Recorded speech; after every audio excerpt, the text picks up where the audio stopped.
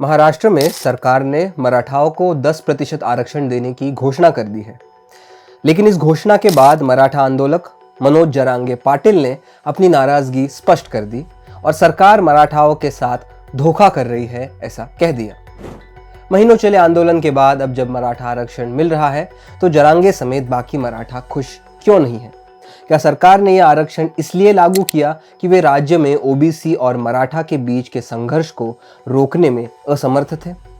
क्या है इस आरक्षण के पीछे की कहानी और क्यों कॉन्स्टिट्यूशनल एक्सपर्ट्स ये कह रहे हैं कि आरक्षण सुप्रीम कोर्ट में नहीं टिक पाएगा? जानेंगे आज के वीडियो में। नमस्कार, मेरा नाम है जीशान कास्कर और आप देख रहे हैं द वायर। बीते मंगलवार को महाराष्ट्र की शिंदे सरकार ने एक विशेष सत्र बुलाया और मराठाओं को 10% आरक्षण देने वाला प्रस्ताव मंजूर किया। प्रस्ताव एक मत से पारित हुआ, लेकिन कांग्रेस ने हाउस के बाहर इसका विरोध किया और कहा कि आरक्षण न्याय की कसौटी पर खरा नहीं उतर पाएगा। बता दें कि 1992 के इंदिरा साहनी जजमेंट के बाद देश में आरक्षण पर 50% की सीमा लगा दी गई है। महाराष्ट्र में मराठा आरक्षण के पहले 52% आरक्षण मौजूद था। अब 10% बढ़ाने से राज्य में आरक्षण की कुल सीमा 62% चली गई है। यही कारण है कि कांग्रेस पार्टी भी इस आरक्षण के विरोध में बात कर रही है। तो यह पहली बार नहीं है कि महाराष्ट्र राज्य ने मराठाओं को आरक्षण दिया हो। इसके पहले 2 बार यह कोशिश की गई थी और दोनों बार सुप्रीम कोर्ट ने यह आरक्षण खारिज किया था। 2014 में कांग्रेस की सरकार ने 16% आरक्षण दिया था मराठा समाज को, जो हाईकोर्ट ने खारिज किया, और फिर 2018 में भाजपा की सरकार ने दिया था, जो सुप्रीम कोर्ट ने खारिज किया। चूंकि 50% की सीमा आरक्षण पर है, मराठा आंदोलकों ने पिछले कुछ महीनों से यह मांग रखी थी कि उनको ओबीसी के कोटे में से आरक्षण दिया जाए ताकि वो संवैधानिक वैधता का पात्र हो। आपको याद होगा, 2 हफ्ते पहले ही एकनाथ शिंदे ने मनोज जरांगे और बाकी मराठा आंदोलकों को वादा किया था कि मराठा और उनके रिश्तेदारों को कुणबी जात प्रमाण पत्र देकर ओबीसी आरक्षण का हिस्सा बना दिया जाएगा। इस वादे के बाद एक बड़ा आंदोलन जिसमें लाखों की भीड़ थी, यह आंदोलन मुंबई तक आने से पहले ही शिंदे सरकार ने रोक दिया। एक आंदोलन रोक दिया तो दूसरा शुरू हुआ। ये ओबीसी समाज इस मराठा आरक्षण के विरोध में था। उन्हें डर था कि मराठाओं को ओबीसी में शामिल करके उनके साथ नाइंसाफी होगी। तो राज्य में मराठा वर्सेस ओबीसी ऐसा संघर्ष कुछ दिनों तक देखने मिला। ओबीसी नेता छगन भुजबल ने मंत्री पद से भी इस्तीफा दिया। कयास लगाया जा रहा है कि इस संघर्ष को रोकने के लिए ही ऐसा पर्याय निकाला जिससे मराठा समाज को भी आरक्षण मिले और ओबीसी समाज भी आहत ना हो। लेकिन अगर हम संवैधानिक विशेषज्ञ उल्लास बापट की माने तो यह आरक्षण कोर्ट में टिक ही नहीं पाएगा। बापट कहते हैं, बाबा साहेब अम्बेडकर ने कहा था, समानता सबका अधिकार है, लेकिन आरक्षण अपवाद है।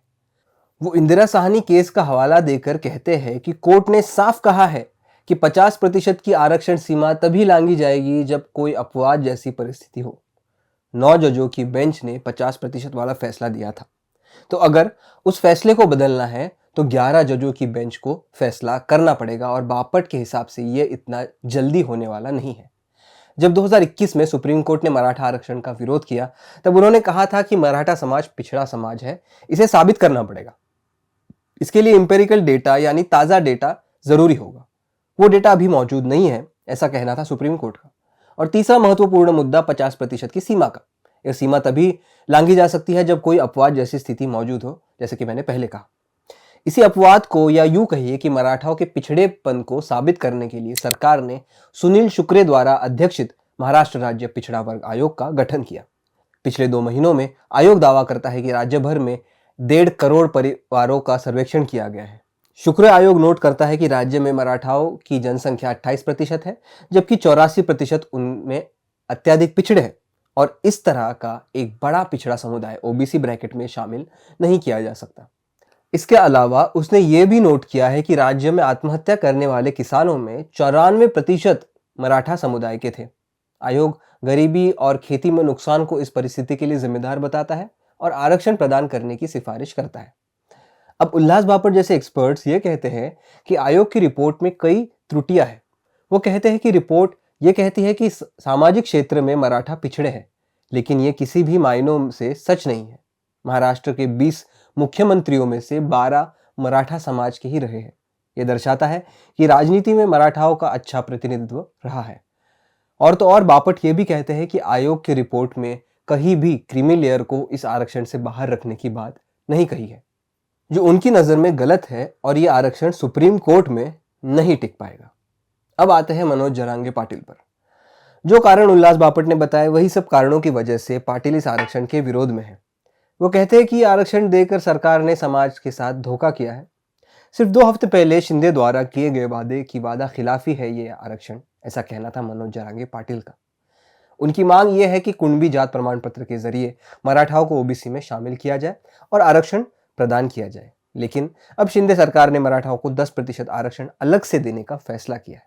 खैर, यह आरक्षण न्याय की कसौटी पर खरा उतरेगा या नहीं, ये तो वक्त ही बताएगा। लेकिन राजनीति के नजरिए से देखें तो शिंदे ने ये आरक्षण की घोषणा करके कुछ देर के लिए ही सही, लेकिन ओबीसी और मराठाओं के बीच के संघर्ष को रोक दिया। लेकिन अभी कहना जल्दबाजी होगी, क्योंकि जिस वक्त ये वीडियो रिकॉर्ड हो रहा है, मनोज जरांगे अपने अगले आंदोलन की तैयारी में है। अब चुनाव के पहले दिया यह आरक्षण क्या शिंदे और भाजपा की नैया पार लगाएगा, या इस बार जनता इस आरक्षण के खेल को समझ पाएगी? ये तो आने वाला चुनाव ही बताएगा। मेरी तरफ से आज इतना ही। देश की तमाम जरूरी खबरों के लिए देखते रहे द वायर।